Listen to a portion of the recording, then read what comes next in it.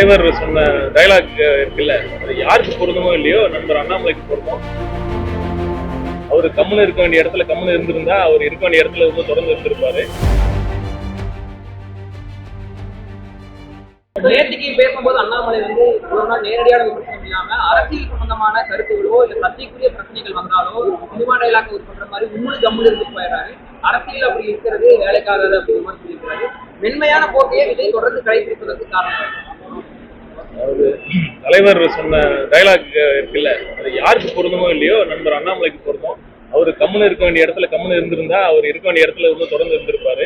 அதனால வந்து எங்க கட்சி தலைவர் வந்து எப்ப எது பேசணும்னு அவர் சொல்ல தேவையில்லை. எங்க தலைவருக்கு நல்லா இருக்கு. நடந்ததுல ஐபிஎஸ் அதிகாரி செக்யூர் பண்ணிட்டு என்ன அவங்க அதான் நான் ஏற்கனவே சொன்ன மாதிரி புதுச்சேரி காவல்துறையினர் மிக சிறப்பாக செயல்பட்டார்கள். அதை பார்த்து தமிழக காவல்துறை கற்றுக்கொள்ளுது. அந்த ஒரு ஆபீசர் வந்து அந்த மாதிரி தமிழ்நாட்டில் ஒரு ஆபீசர் அவ்வளோ வந்து ஒரு இன்ட்ரெஸ்ட் எடுத்து பண்ணாங்கன்னு நீங்க சொல்ல முடியுமா? அந்த ஆபீசர் உண்மையுமே சிறப்பாக பணி செஞ்சாங்க. அது மட்டும் இல்லை, அவங்க டீமை வந்து பார்த்தீங்கன்னா அவங்க அந்த ஈவெண்ட்டுக்கு முன்னாடி அனைத்து டீம் மெம்பர்ஸ்க்கும் எவ்வளோ ப்ரீஃப் பண்ணாங்க, எப்படி நடக்கணும், ஒரு பதட்டமான சூழ்நிலை இருந்தால் நீங்கள் பதட்டப்படக்கூடாது அப்படிங்கிற மாதிரி ஒரு ப்ராப்பராக அவங்களுக்கு வந்து எஜுகேட் பண்ணி ட்ரெயின் பண்ணியிருந்தாங்க. அந்த மாதிரி ஒரு காவலர்கள் தமிழ்நாட்டிலலாம் எஃபிஷியண்டான காவலர்கள் இருக்காங்க. ஆனா அது மாதிரி அவங்களுக்கு அந்த பணி செய்யறதுக்கு அந்த போதிய சுதந்திரம் இருக்காங்கிறத கேள்வி. தலைவரா விஜய் என்ன செய்தியாளர்கள் சந்திக்க மாட்டேங்கிறாரு, என்ன காரணம்? நீங்க முதல்ல ஆளும் ஆட்சியாளர்கள் இருக்காங்கல்ல, அது வந்து இந்த மாதிரி ஒரு செய்தியாளர் சந்திப்பா நீங்களே சொல்லுங்க. நீங்க இந்த கேள்வி கேட்க வேண்டியது ஆட்சியாளர்கள் நோக்கி கேள்வி கேட்க. அவங்க வந்து ஒரு முறையான செய்தியாளர் சந்திப்பு இருங்க, நான் முடிச்சிடறேன். முறையான செய்தியாளர்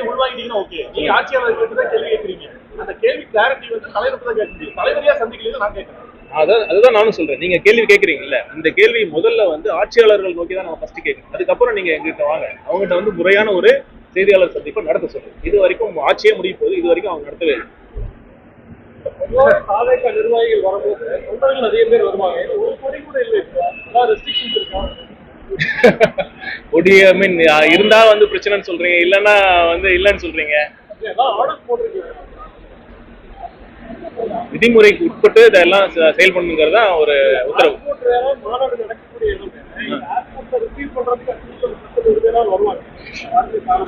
அதெல்லாம் வந்து இதுதான் தமிழக வெற்றி கழகம் கூட்டணி இல்ல. கடந்த மாவட்ட செயலாளர் கூட்டத்திலே வந்து ஒரு தீர்மானம் நாங்க ஏற்றிருக்கோம். அது என்னன்னா கூட்டணி தொடர்பாக ஒரு குழு அமைக்கப்படும். அதை வந்து தலைவர் அவர்கள் அறிவிப்பார். உரிய நேரத்துல வந்து அதுக்கான முடிவை அறிவிக்கப்படும். அதை நான் சொல்லிட்டேன், அதை கேட்டேன், நான் சொல்லிட்டேன். நேரடியாக அதாவது இந்த மாதிரி கட்சி கூட்டம் இதை தவிர்த்து உங்களுக்கே தெரியும், தலைவர் அவர்களோட உண்மையான விருப்பத்தை சொல்றேன். கூட இவ்வளவு நாள் பழகினதுல சொல்றேன், அவர் மக்களை சந்திக்கிறதுல அவ்வளவு விருப்பம் இருக்கு. ஆனா பாதுகாப்பு காரணம் மட்டும்தான் அவர் பிரச்சனையே இல்லையே. மற்றபடி அவர் வந்து களத்துக்கு வரக்கூடாதுனோ மக்களை சந்திக்க கூடாதுனோ இல்லை. அவர் ரொம்ப ஆர்வமா தான் இருக்காரு. இந்த சூழ்நிலை அப்படி இருக்கு. காவல்துறையும் ஒத்துழைக்க மாட்டேங்கிறாங்க. எவ்வளோ அரசும் வந்து அதுக்கான போதிய காவல்துறைக்கு அந்த சுதந்திரமும் கொடுக்கறது இல்லை. அதுதான் இங்க பிரச்சனை. 2026 ஆட்சி மாறப்ப கண்டிப்பா அந்த சொல்லுங்க. திமுக சப்போர்ட்டர்ஸ் வந்து வீடியோ வெளியிடுறாங்க. என்னன்னா இவர் எடுத்த வீடியோல இருக்கு இல்லையா, அந்த வீடியோவை ஜனநாயக படத்துல பயன்படுத்துவாங்க அப்படிங்கிற ஒரு குற்றச்சாட்டு போடுறாங்க. ஏற்கனவே கேட்டிருந்தாங்க, நான் ஏற்கனவே சொல்லிட்டேன். பல நாட்களுக்கு பல மாதங்களுக்கு முன்னாடியே அந்த ஷூட்டிங்லாம் முடிஞ்சிருச்சு. இது ரொம்ப அருவருக்கத்தக்க விமர்சனம். இந்த மாதிரி பண்ணணுங்கிற அவசியம் தலைவருக்கு போய் இருக்குமா? எதுவும் இந்த மாதிரி ஒரு மக்களை உண்மையா நேசிக்கக்கூடிய தலைவர் இந்த மாதிரி பண்ணணுங்கிற அவசியமே கிடையாது. இந்த பேருந்துல நானும் தான் இருந்தேன், அந்த மாதிரிலாம் நடக்கவே இல்லை. ஏன் தயவு செய்து இதை வந்து நீங்க மக்களுக்கு சொல்லுங்க. இந்த மாதிரி இது பொய் பிரச்சாரங்கள், இந்த மாதிரி கேவலமான அருவருக்கத்தக்க பிரச்சாரங்கள்லாம் வந்து திமுக மட்டும்தான் அவங்களால பண்ண முடியும். அதை வந்து மக்கள் பார்த்துட்டு தான் இருக்கு. நாளைக்கு சேலத்துல வந்துட்டு போறதுக்கான வாய்ப்பு இப்பதான் சொன்னேன். அது தெரிஞ்சா வந்து மக்களுக்கு வந்து ஒரு பாதுகாப்பு பிரச்சனை ஏற்படும்.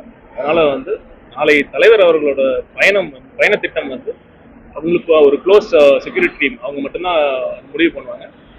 அதுபடி நடக்கும். மக்களுக்கான பாதுகாப்பு.